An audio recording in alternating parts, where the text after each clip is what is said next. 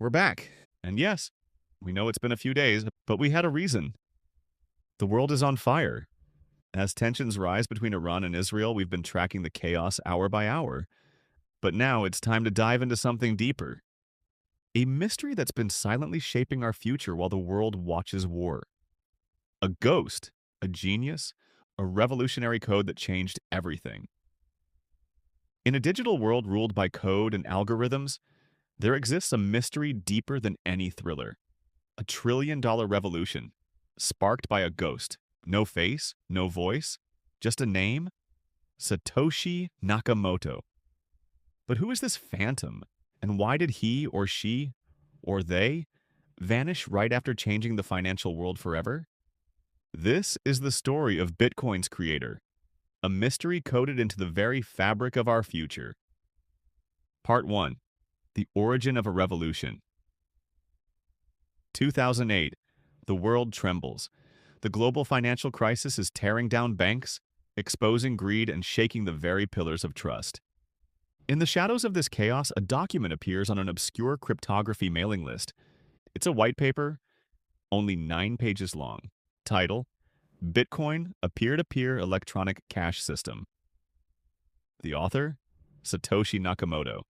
A name no one has heard before, and one no one will ever hear again in person. The paper proposes a radical idea. What if money didn't need banks?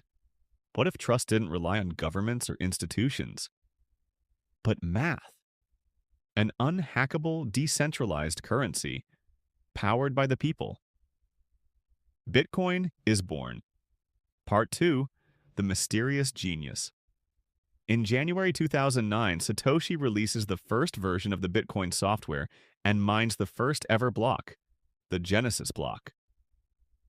Hidden within it is a message. The Times, 3rd January 2009, Chancellor on brink of second bailout for banks. Not just a timestamp, a political statement.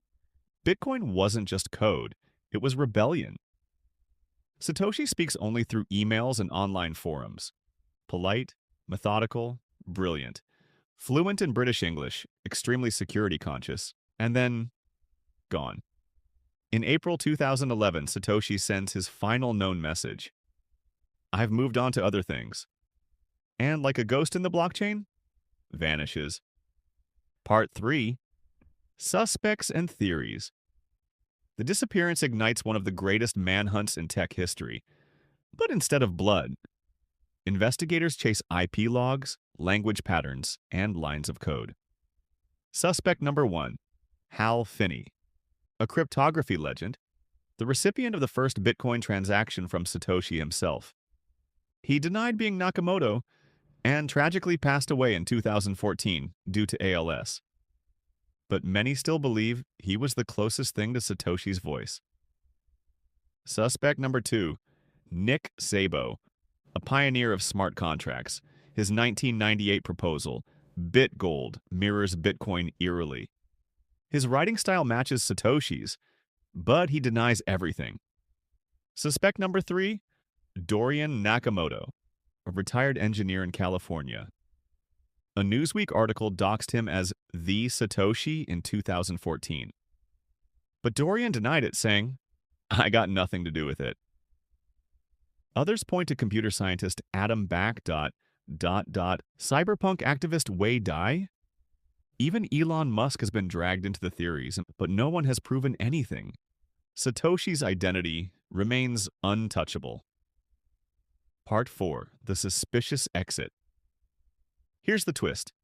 Satoshi didn't just vanish. He or they left behind over 1 million bitcoins, worth more than $70 billion at its peak. Yet, not a single coin has moved. Ever. Imagine holding the keys to a digital kingdom and walking away. Why? Was it fear? A moral code? Or was Satoshi never meant to stay? Some say Satoshi feared the power he created. Some say he died. Others believe he's watching us still, hidden behind layers of anonymity. Or maybe Satoshi was never a person at all, but a group, a nation, an intelligence agency, CIANSA. Even rumors of Chinese or Russian origins circulate in dark corners of the web.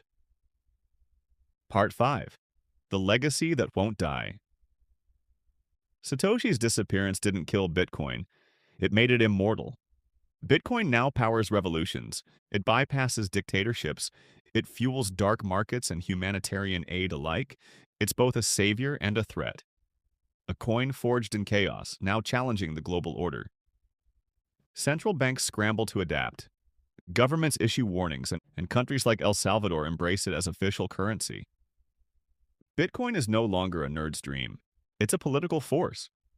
Why the mystery matters. But the real question isn't just who Satoshi was, it's why we still care. Because Bitcoin, unlike any other invention, needs no creator. It runs without a CEO, without a central server. It's alive because the people keep it alive, and perhaps that was the plan all along. By vanishing, Satoshi became a myth. A godlike coder who sparked a rebellion and left before it could corrupt him. No one to arrest, no one to bribe, no one to blame. Just an idea, an unstoppable, incorruptible idea, living on chain, somewhere out there. The creator of Bitcoin watches silently. Maybe from a mountaintop, maybe from a grave, or maybe behind a keyboard, under a different name. But one thing is certain, Bitcoin lives. The myth of Satoshi only grows stronger, and the world will never be the same again. This was Nexplain. Don't forget to subscribe for more stories where truth meets mystery. Let us know in the comments, who do you think is Satoshi Nakamoto? And if you were him, would you ever come back?